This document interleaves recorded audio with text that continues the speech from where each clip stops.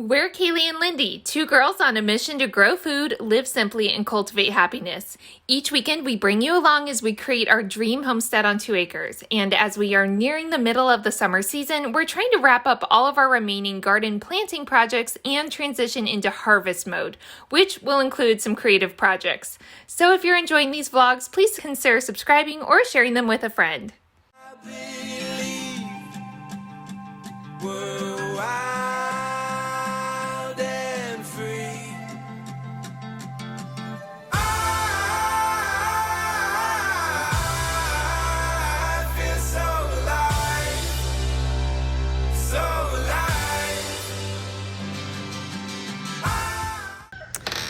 Hi friends, happy Saturday. So we are getting back at it. If you saw last week's vlog, we had some deficits in our ability to calculate how long projects would take. Shocking, I know. So we started a project to create a new garden bed space that we've been planning for a while, but we finally got the beds for it. So we started on it and we made some good progress, but we definitely didn't get anywhere near getting done with it. So I want to get that done this weekend. Lindy's at a work thing right now, so she'll be gone at least this morning. So here I go again. Here I go again with the unrealisticness, but I would love to get it done this morning. So this bed space is right in our little outdoor living courtyard area. So right off our back steps, and you can see we have like our fire pit and our table and our little outdoor kitchen area and our dog. And oh, I might have bought some plants, which is another reason this needs to get done. So what this area is going to do, those beds are just sitting there. They won't be facing that way. They'll be facing like that one. Is basically create some privacy. So we'll have the plants growing up, maybe some trellises along the back to basically block the cars and give this whole area just a little bit more of a courtyard feel. Since, oops, I may have gone to a nursery this week and bought a bunch of plants. I want to get this done. And plus I want to move on to other things. We have a lot of other projects we've started and haven't finished. And I'm ready. I'm ready to move on to new projects and do some new fun things. So I'm hoping I can get the rest of the pavers laid. Is it looking so good? And I went this week and the truck is now loaded with sand and I got more pavers. So once I get that done, then I can start filling the beds. Stanley's ready to get going. Hey buddy. Hi. So yeah. So I'm gonna dig in and get started on this. Hopefully I can get a good start on it before Lindy gets home and then we can just bust it out. So yeah, here we go.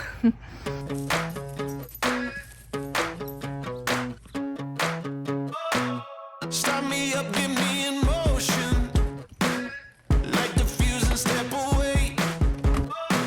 I'm feeling every new emotion. Turn me loose, I came to play. Yeah. And now I'm running free, running free. There ain't no shackles that are holding me, holding me. Won't hear me making no apologies, apologies. Now I'm running free, nothing's stopping me. I'm jumping in. Let's go. Whoa, whoa. I'm jumping in. Let's go. Whoa, whoa. Jumping in. I went to pick up a stone and I almost squished this little guy. Aren't you the cutest? Did I squish you? No, you're okay. There you go. Why don't you get in that basil? Frog crisis averted, hopefully. Back to work. No, I ain't waiting on the sideline. I'm up and ready to go. My heart is pounding 'cause it's my time. I'm counting down to explode. Yeah. And now I'm running free, running free. There ain't no shackles that are holding me, holding me. Won't hear me making no apologies, apologies. Now I'm running free, nothing's stopping me. I'm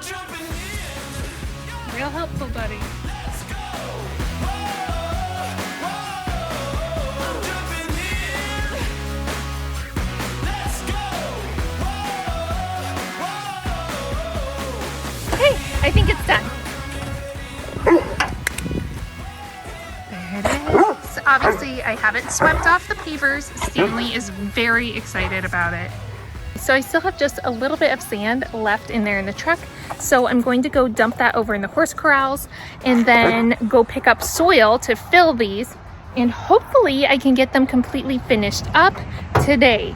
We do have a little get together this afternoon, which will be fun. Once we get back from that, I can get them all filled and get them ready for planting tomorrow. So I really like the way it's turning out, but I need to get going so I can get soil and get back in time for everything else. I'm sure Lindy will show up at some point. Who knows? I'm excited. I'm so excited to get this finished. So I'm gonna run.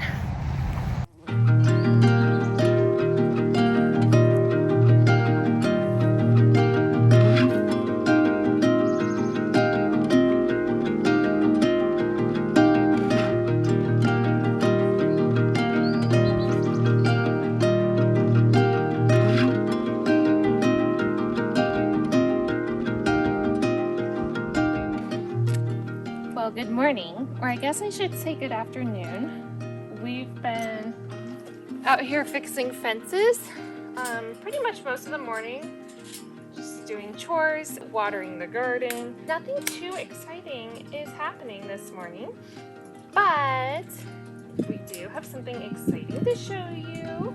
So close your eyes. Gotta do the proper surprise. Ready, and open your eyes. So I finished it up late last night, so it was already getting dark, so I figured you all could just wait till this morning to see it. I love the way they turned out. They were like freakishly easy to put together. I think maybe just because we're used to building our own beds, but it was so easy. Like, we put them together and they filled so quickly. Again, maybe it's just because we filled those giant, like 18 of those giant grow bags recently, but I don't know. The whole process seemed really easy.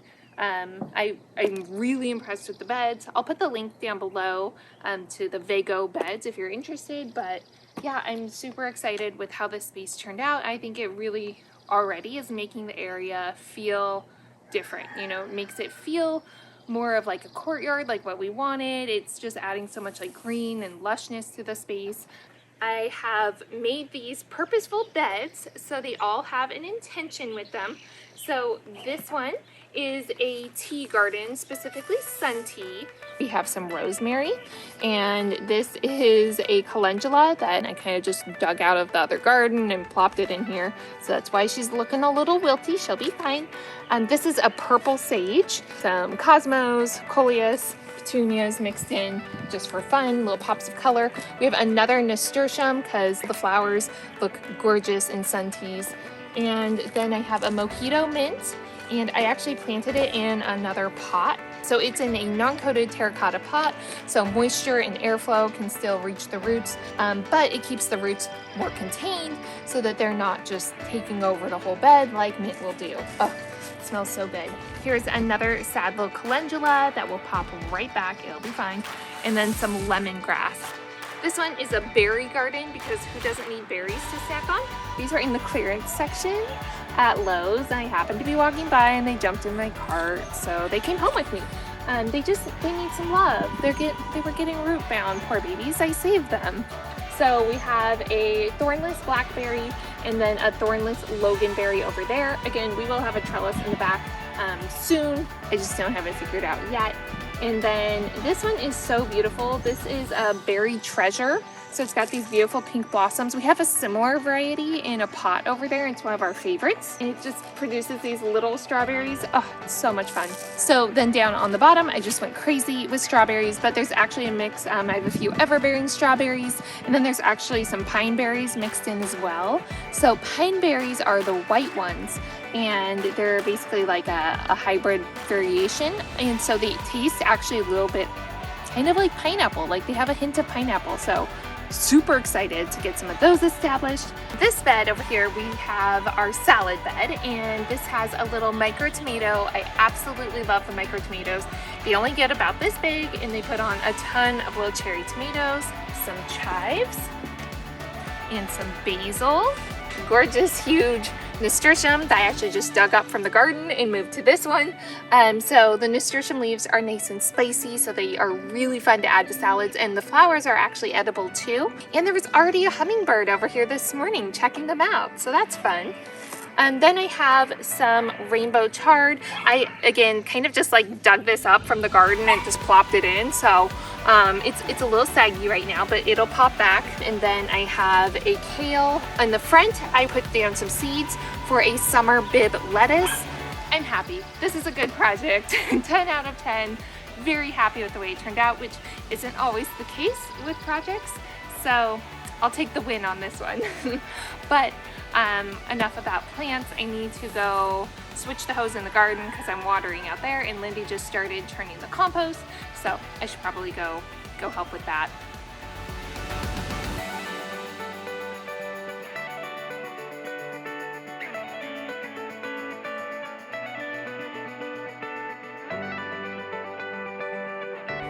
Well, you're like almost done. Hi, Stan. Hi, buddy. Are you helping? Hi, honey.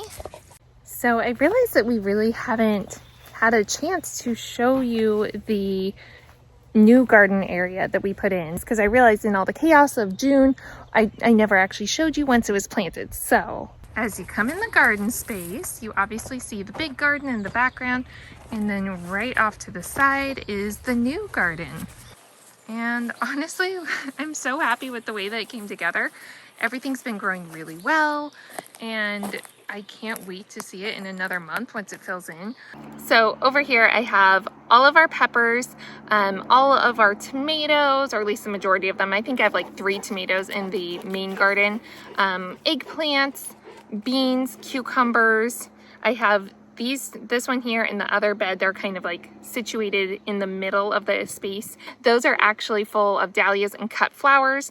So those will just be cut flower gardens. The idea behind all of this was that basically we wanted to have a space where we could put in an additional garden, have more room, especially for our hot crops. So the reason that we went with these bags is not only is it temporary, and it was like just easier to put together, which worked better for us. So because they are just a really thick felt, it actually works really good for drainage, which is very important in our area because we definitely have a lot of water a lot of the year.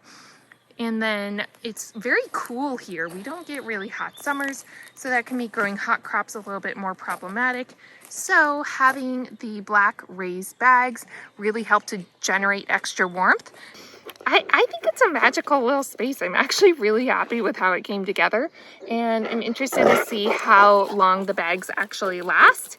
But I'm very happy with them, and I do feel like the hot crops are doing much better in this space.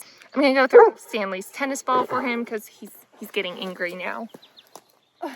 Nobody needs an angry Stanley. So we need to harvest the rhubarb. It's definitely time, or past time, but in case you haven't caught on yet, we never do things when we're supposed to. It's not how we roll. Lindy has been wanting to do this for years, where you basically, oh goodness. This is turning into a thing, I can tell already.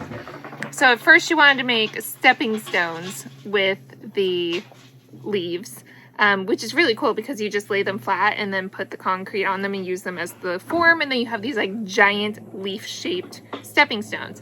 Well, then on Dangerous Pinterest, we saw these people who had used them and basically formed them, like 3 of them coming down to make a beautiful downspout in the shape of leaves. And I guess that's what we're doing now. Let's go harvest some rhubarb. So I do have a full blog post on growing rhubarb. I'll link that down below, but it's a really good perennial crop. And honestly, I think it's like so underrated because it's one of those, you just give it some compost in the fall and let it do its thing, and then you harvest it. Like, it's so chill, and it's beautiful in the garden. Okay, so this is one of our bigger ones. As you can see, the leaves are massive, and you can see they're starting to get a little yellowed, and literally that just happens as they wither back, and totally normal. But that's why we need to get them harvested. But I just wanted to show you like the size of these, like compared to my hand. They are huge. Okay, so when you harvest rhubarb, you always want to go in and reach down to the base. You never actually want to cut them. You want to twist and they'll pull off of the stalk. So see how you can see where it was attached to the stalk and it just pulled off nicely. So we're gonna do it again. And when you're harvesting, you always want to leave a couple leaves per plant, just like these, to basically absorb all the energy of the sun and to die back. So you never want to harvest all of the leaves. So I'm going to leave this one and this one. This is a very established old plant, so it can be harvested heavier than a new rhubarb would be. So if this were a new rhubarb plant, I might only take one or two and leave the rest. But since this is such an old one and it's so established, we are fine to just leave those two, and we're going to take all of these. Now, the rhubarb leaves also make really good fodder for your compost, basically. So they are giant, right? So it's just more things, more roughage to put into your compost bin. If you have a hard time coming up with enough greens, rhubarb is a great way to supply extra greens for your compost bin. You can also, because they're so big, just lay them in beds and things like that, let them decompose, and they'll form a really nice weed barrier. So you can also do that in pathways and things like that. But you can also, you can also use them to make stepping stones or downspouts. Are you ready for your leaves? I brought you these. So how is this happening? Huge. I told you, those are the biggest. We have 2 bags of Quikrete. We have our rhubarb leaves. We have our foreman. We have a post. We have our concrete bin. And then she set up this lovely temporary workstation over here using this old cabinet that we ripped out of the basement kitchen. We have a measuring tape and some sand. So I'm interested to see how this is going to work together. Do you want to explain the plan? We have to do a mold. Okay, so that's what the sand is for. Yep. And we want it to be pretty high because we need it to hold the water. Okay, so this is going to be the mold up here, right? Yep. Okay. You've got that summer healing. You've got that summer healing. You've got that summer healing.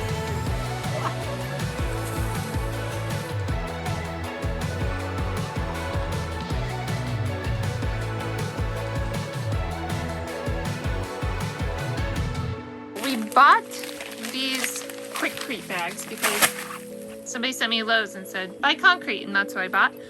So apparently, though, that's not what we wanted.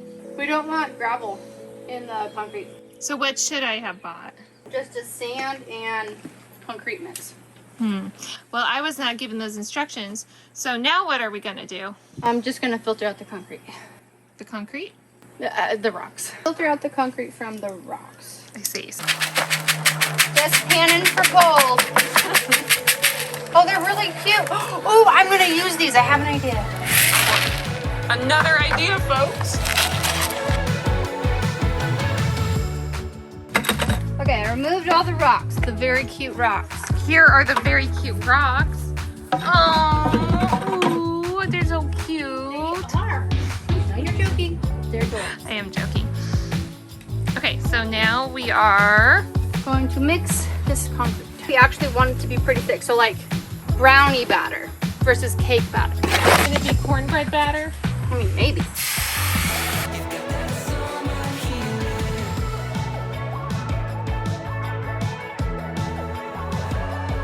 Okay, so it's all mixed. So this is the texture. Oh, Stan. No, that doesn't go there. So that's the texture that you want. I'm not gonna touch it. Stanley. Dude. So now what? We're just gonna plop it on there? Yep. Like an inch all the way around. Okay. Oh, duh. Okay, it makes sense now. Because the way I would have done it, the veins would have been on the back side of, okay, I see why you have to do it on the back of the leaf instead of the front. Picking up what I'm putting down. I'm getting it now.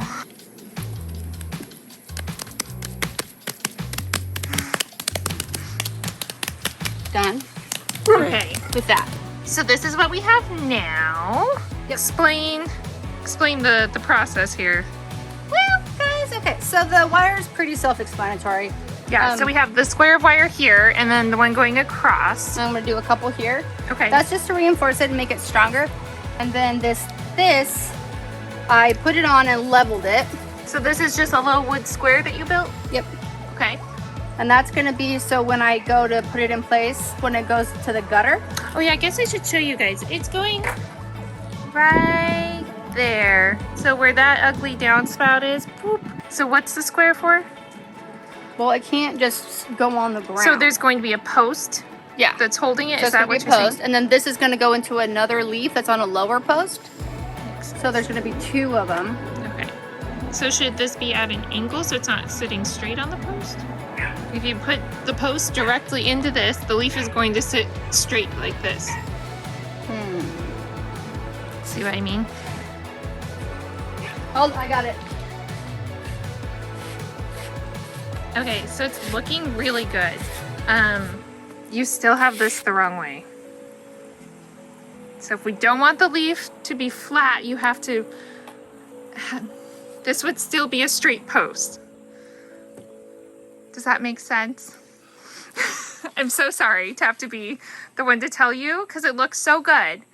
But I think maybe, yeah, it's now Like flip. that? Again, there you go. So see, now the post would sit. We might have to bevel off the post.